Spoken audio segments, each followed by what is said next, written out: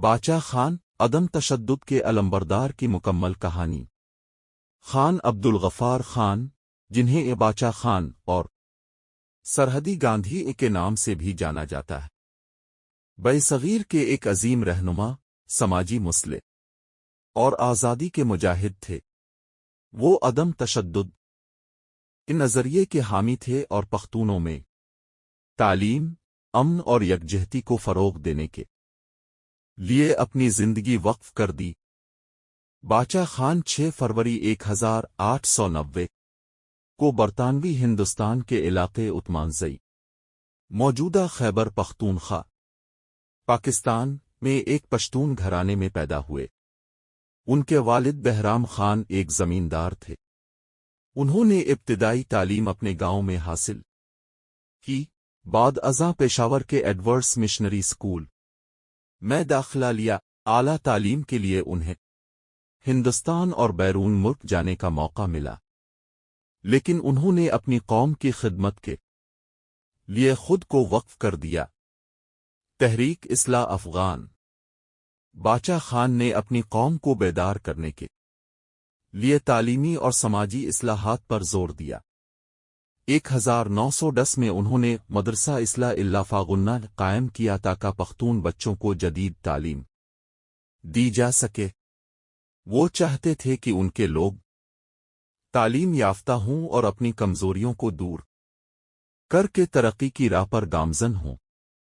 انہوں نے پشتون معاشرے میں موجود سماجی برائیوں جیسے جہالت، انتقام اور قبائلی جھگڑوں کے خاتمے کے لیے کام کیا۔ خدائی خدمتگار تحریک۔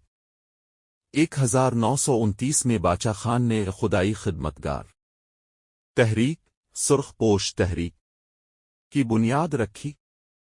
یہ تحریک عدم تشدد پر مبنی تھی اور اس کا مقصد پشتونوں میں سیاسی شعور بیدار کرنا تھا۔ اس تحریک کے کارکنان سرخ لباس پہنتے تھے اور ہر قسم کے ظلم اور ناانصافی کے خلاف عدم تشدد کے اصولوں پر کاربند رہنے کا حلف اٹھاتے تھے۔ یہ تحریک برطانوی راج کے خلاف ایک بڑی مزاحمت بنی اور گاندھی جی کی سول نافرمانی تحریک سے جا ملی۔ اس کے نتیجے میں باچا خان اور ان کے ہزاروں ساتھیوں کو قید و بند کی صعوبتیں برداشت کرنا پڑی۔ آزادی کی جدوجہد۔ باچا خان نے ہندوستان کی آزادی کی تحریک میں بھرپور حصہ لیا۔ وہ آل انڈیا کانگریس کے اہم رہنماؤں میں شمار ہوتے تھے اور مہاتما گاندھی کے قریبی ساتھی تھے۔ انہوں نے ہمیشہ مسلمانوں اور ہندوؤں کے اتحاد پر زور دیا اور فرقہ واریت کی سخت مخالفت کی۔ جب 1947 میں ہندوستان تقسیم ہوا تو وہ اس فیصلے کے سخت مخالف تھے۔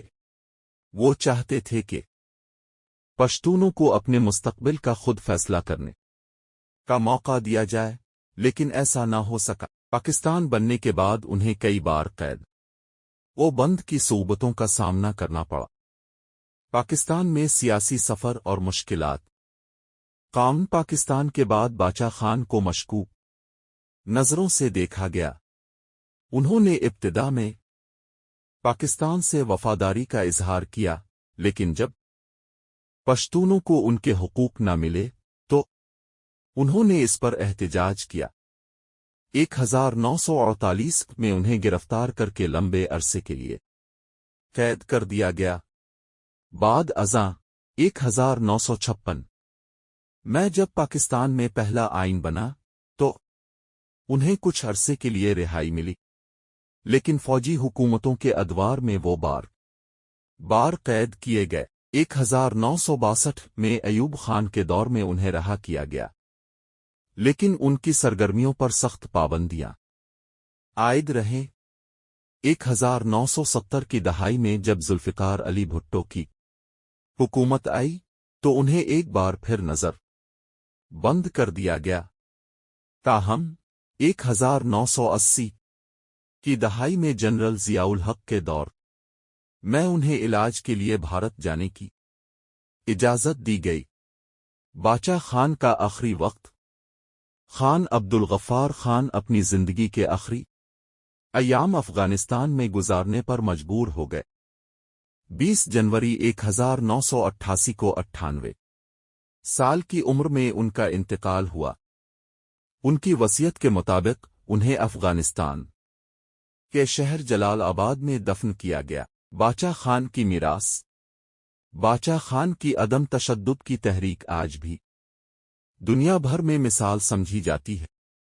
ان کی خدمات کو عالمی سطح پر سراہا گیا اور انہیں 1987 میں بھارت رتن ایوارڈ سے نوازا گیا، جو بھارت کا سب سے بڑا سول اعزاز ہے۔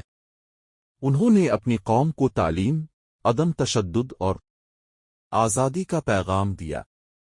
ان کی جدوجہد آج بھی پختونوں اور تمام امن پسند لوگوں کے لیے مشعل راہ ہے۔ نتیجہ: باچا خان بے صغیر کے ان چند رہنما میں شامل تھے جنہوں نے اپنی قوم کے لیے بے لوث قربانیاں دیں۔